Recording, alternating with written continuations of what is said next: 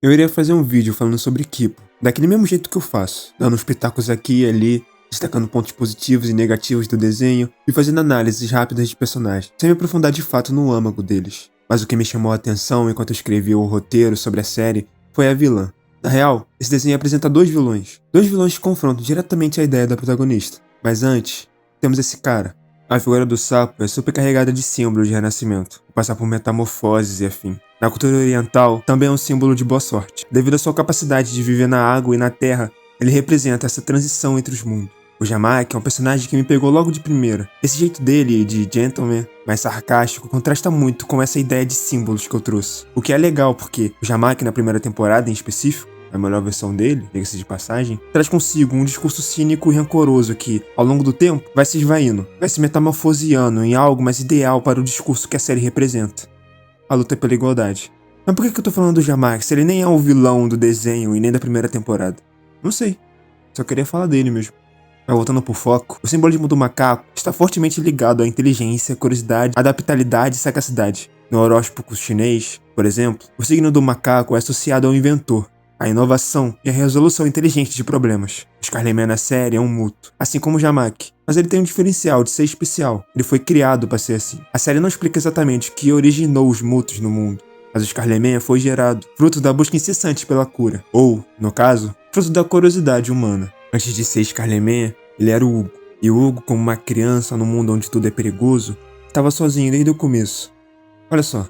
A habilidade que o torna especial é poder controlar outras espécies através de seu feromônio. Inclusive a gente, no caso, os humanos do desenho. Só de pensar nisso é assustador. É algo que, assim, faria com que ele fosse sozinho por natureza, entende? Vai se construindo ao longo dos flashbacks uma malícia nele. Porque o desgraçado, além de ser torturado pela própria espécie que o criou, logo em seguida também é jogado num mundo caótico que ele nem sequer imaginou viver. Numa epifania, ele conclui que nesse mundo os fracos são oprimidos e os fortes são os opressores. Algo bem cadeia alimentar mesmo. Scarlet-Man é o construto da maldade humana, enquanto a protagonista, a Kipo, é da bondade. Os ideais dele se confrontam na série, o de união contra submissão. E mesmo que, pra mim, isso não tenha sido bem trabalhado, ainda acho muito válido a tentativa. A forma performática dele contrasta com a de outros mutos. Afinal, ele viveu mais com humanos do que com os próprios mutos. E essa mesma humanidade que destrói ele é a mesma que simpatiza com ele, mesmo ele querendo escravizar todos os humanos. É lindo e triste ao mesmo tempo, porque no fundo, ele e a Kipo são filhos da mesma mãe, a ciência.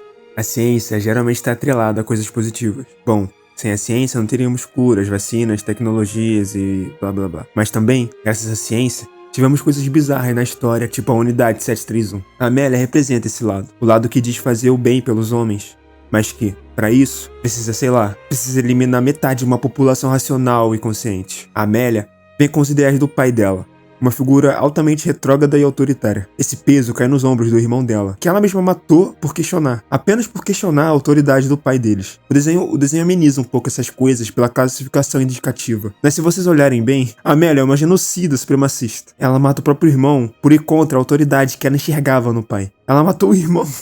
Isso é loucura, cara. Mas se a Kipo é a união e o Scarlet-Man é a submissão, o que seria a Amélia se não o expurgo? O expurgo é o ato de limpar, purificar ou eliminar algo nocivo, impuro ou indesejado, sendo ele humano, como Hitler fez, ou muto.